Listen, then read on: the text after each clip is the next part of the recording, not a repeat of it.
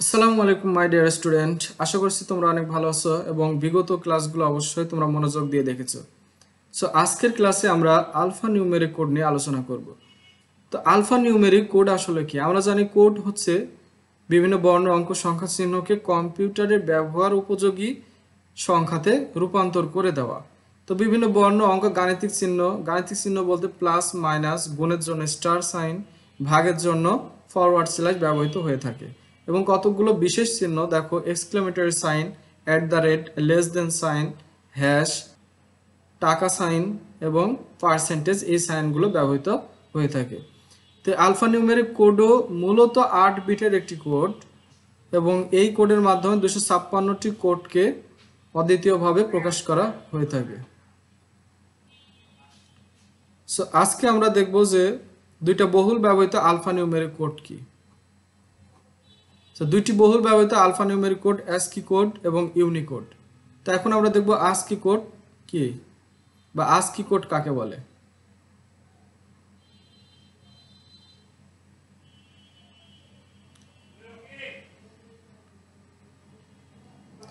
So ASCII কোডের পূর্ণরূপ হচ্ছে American standard code for information interchange.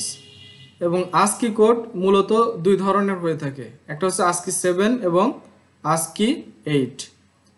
So যে কোনো সংখ্যাকে বা যে কোনো বর্ণকে যদি আমরা বাইনারিতে রূপান্তর করি, যেমন মনে করো এ একটি বর্ণ, একে যদি আমরা বাইনারিতে রূপান্তর করে থাকি তাহলে এই 7 বিটের কোডটা পেয়ে থাকি। তো এই 7 বিটের কোডের মধ্যে প্রথম 4 বিটকে বলা হয় সংখ্যাসূচক বিট এবং বাকি যে 3 বিট আছে এই 3 বিটকে বলা হয় জোন বিট। তো এখান থেকে এমসিকিউ আসতে পারে যে একটা 7 বিটের রিপ্রেজেন্টেশন দিয়ে বলবে যে এই আস্কি 7 এর এই কোডের সংখ্যাসূচক বিট কোনগুলো। তাহলে এখানে সংখ্যাসূচক বিট কোনগুলো? 0001 এবং জোন বিট কি 100। তো আস্কি 8 কি? অর্থাৎ আস্কি 8 এর এবং 7 এর মধ্যে ডিফারেন্স হচ্ছে আস্কি 8 এ 8টা বিট থাকে এবং 8টা বিটের মধ্যে অষ্টম বিট হচ্ছে প্যারিটি বিট। তাহলে বাকি যে 7 বিট আছে সেটা আস্কি 7 এর অনুরূপ। তো এখন এখানে দেখো যে ডান পাশের 4 বিটকে বলা হয় সংখ্যাসূচক বিট, তার বাম পাশে 3 বিট হচ্ছে জোন বিট আর অষ্টম বিটকে বলা হয় প্যারিটি বিট। প্যারিটি বিট সম্পর্কে আমরা অলরেডি আমাদের একটা ভিডিওতে আমরা আলোচনা করেছি। সো যারা প্যারিটি বিট সম্পর্কে জানো না তারা অবশ্যই আমাদের আগের ভিডিওটি দেখে আসবে। তাহলে আস্কি 7 এ যেহেতু 7টা বিট থাকে এবং এই 7টা বিটে 2 to the power 7 equal to 128 অদ্বিতীয় চিহ্নকে নির্দিষ্ট করা যায়।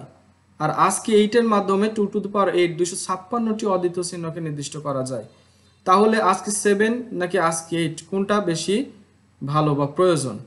আস্কি 8 এর মাধ্যমে দেখো আমরা আস্কি 7 এর চেয়ে বেশি সংখ্যক চিহ্নকে নির্দিষ্ট করতে পারি। তার মানে আস্কি 8 অবশ্যই আস্কি 7 এর চেয়ে বেশি ভালো বা প্রয়োজন। তো আস্কি কোডের অ্যাপ্লিকেশন কোথায়? বিভিন্ন মিনি ও মাইক্রো কম্পিউটারে এই কোড বহুল প্রচলন আছে। কম্পিউটার ইনপুট আউটপুট ডিভাইসের মধ্যে, কিবোর্ড, মনিটর, প্রিন্টার ইত্যাদির মধ্যে আস্কি কোডগুলো বহুল ব্যবহৃত হয়ে থাকে। তো এখানে কোশ্চেন কি আসতে পারে? আস্কি কোড কি এবং আস্কি কোডের প্রকারভেদটা আলোচনা করো। তখন তোমাকে এভাবে দিয়ে আলোচনা করতে হবে। এখন আমরা দেখব ইউনিকোড কি। ইউনিকোডের পূর্ণরূপ হচ্ছে universal code. So universal code বলতে কি বোঝায়? দেখো, পৃথিবীতে আমরা জানি যে বিভিন্ন ভাষাভাষীর মানুষ আছে। প্রথমে যখন কম্পিউটার আবিষ্কার হয়ে থাকে তখন এই কম্পিউটারে শুধুমাত্র ইংরেজি বর্ণ, বিভিন্ন প্রতীক চিহ্ন ইত্যাদি কম্পিউটারকে বোঝানোর জন্য কোডভুক্ত করা হয়েছিল। কিন্তু পৃথিবীতে যদি 6000-এর উপরে ভাষা থাকে তাহলে প্রত্যেকটা ভাষাভাষীর মানুষ কম্পিউটার ব্যবহার করার জন্য তাদের বর্ণমালা বা চিহ্নগুলোকে কম্পিউটার কোডভুক্ত করার জন্য পৃথিবীর বিভিন্ন বড় বড় যে কোম্পানিগুলো আছে এরা একটি নির্দিষ্ট মান তৈরি করে দিয়েছে। আর এই নির্দিষ্ট মানকে বলা হচ্ছে ইউনিকোড। ইউনিকোড তাহলে কত বিটের কোড? ইউনিকোড হচ্ছে 16 বিটের একটি কোড এবং এই 16 বিটের কোডের মাধ্যমে 2 টু দি পাওয়ার 16 65536টি অদ্বিতীয় চিহ্নকে নির্দিষ্ট করা যায়। যদি পৃথিবীতে 6000 ভাষাভাষীর মানুষ থাকে তাহলে 6000 ভাষাতে যদি 60,000-এর মতো বর্ণ বা চিহ্ন থাকে সেগুলোকেও ইউনিকোডের মাধ্যমে কম্পিউটারে কোডভুক্ত করা সম্ভব। যার মাধ্যমে পৃথিবীর সকল ভাষাভাষীর মানুষ কম্পিউটারে তাদের নিজস্ব ভাষায় বিভিন্ন ইনপুট দিতে পারবে এবং বিভিন্ন প্রক্রিয়া বা বিভিন্ন কাজ তারা করতে পারবে। তাহলে এখান থেকে ঘ নাম্বারে মেইনলি একটা কোশ্চেন হয় যে উদ্দীপকে হিন্টস দেওয়া থাকবে যে ASCII 7 অথবা 8 এবং ইউনিকোডের হিন্টস দেওয়া থাকবে। তারপরে বলবে যে এই দুইটা সংকেতায়ন পদ্ধতির মধ্যে কোনটি বেশি সুবিধাজনক। তাহলে ASCII এবং ইউনিকোডের মধ্যে অবশ্যই ইউনিকোড বেশি সুবিধাজনক। কেন? কারণ ইউনিকোডের মাধ্যমে আমরা 65,536টা অদ্বিতীয় চিহ্নকে নির্দিষ্ট করতে পারি, কিন্তু ASCII কোডের মাধ্যমে মাত্র 256টিকে কোডভুক্ত করা যেতে পারে। সো যে কারণে পৃথিবীর সকল ভাষাভাষীর মানুষের জন্য ইউনিকোডটা আদর্শ মান হিসেবে ব্যবহার করা হয়ে থাকে। এতটুকু ব্যাখ্যা করলে আমরা ঘ নাম্বারে 4-এ 4 পেয়ে যাব ইনশাল্লাহ।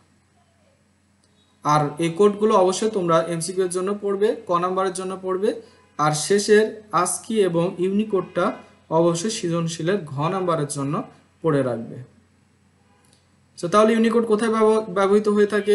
বর্তমানে সকল আধুনিক যে অপারেটিং সিস্টেমগুলো আছে, জাভা প্রোগ্রামিং ল্যাঙ্গুয়েজ, তারপর মাইক্রোসফটের প্রোগ্রামিং ল্যাঙ্গুয়েজগুলো এই কোডিং পদ্ধতি ব্যবহার করে থাকে। এছাড়াও বিভিন্ন ইমেল ওয়েবসাইটেও এই পদ্ধতি ব্যবহার হয়ে থাকে।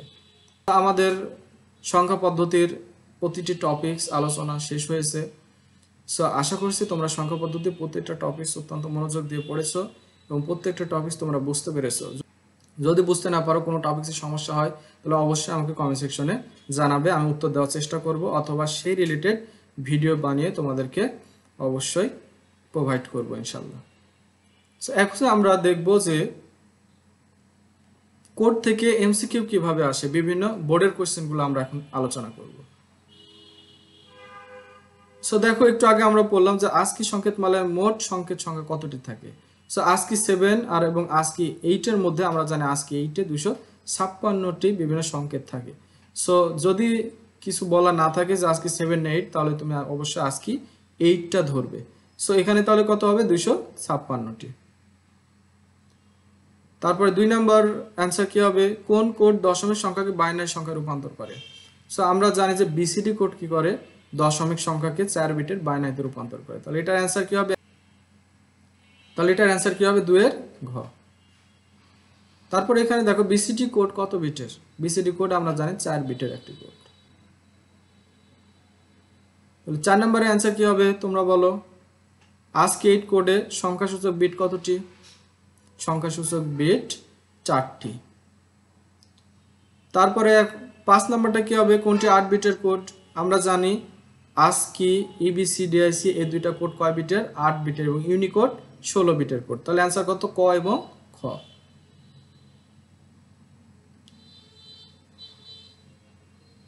6 নাম্বার দেখো, আলফানিউমেরিক ডেটা আদান প্রদানের জন্য ব্যবহৃত হয় কোন পদ্ধতি?